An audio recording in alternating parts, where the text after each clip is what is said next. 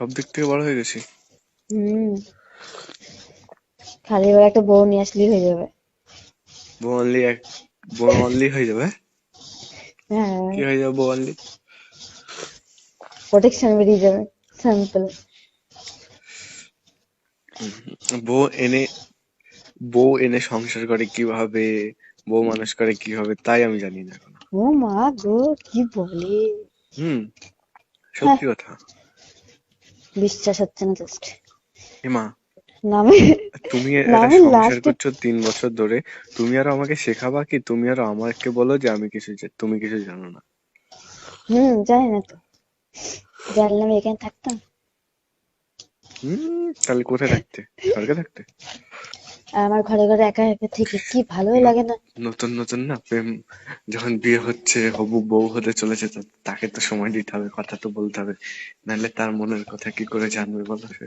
ওটাই তো, তখন ওইদিকে বলে বলে পুরো একদম বুঝে গেছে যে মেয়েটা কেমন কি বৃত্তান্ত, হ্যাঁ, সব বুঝে নিয়ে যায়। সেই জন্য অত অত বলতে নাই। কথা। ছি, আর আগে তখন আমি বুঝতাম না, আমি ছোট ছিলাম, বাচ্চা ছিলাম।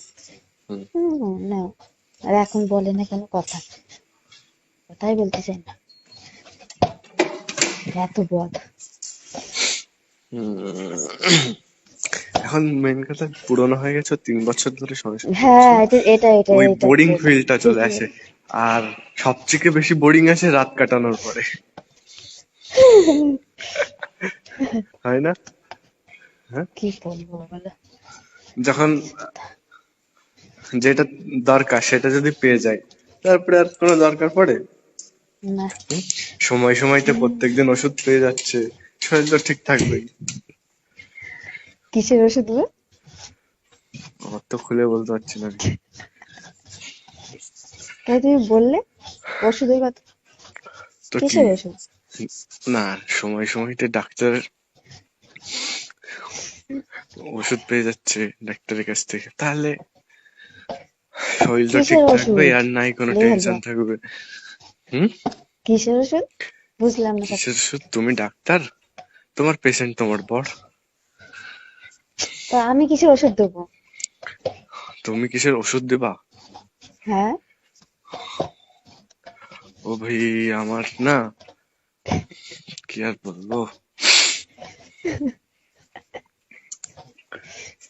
এইসব এইসব বড় ছোট মোটো কথা যদি তোমার এত খুলে খুলে বলা লাগে আমাকে, বুঝছো? কি জানি, আমি তো বুঝি না না, ওরা করে বলছে, আমি কি করে বুঝি বলো?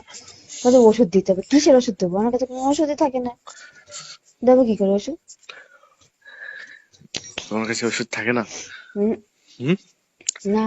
ওই যে করোনা ভাইরাসের যে ভ্যাকসিন বেরিয়েছে না,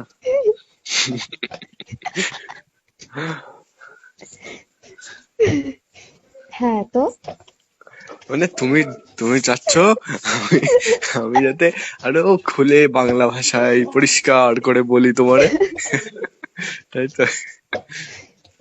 ভগবান, কি জানি বাবা, কি সব বলো।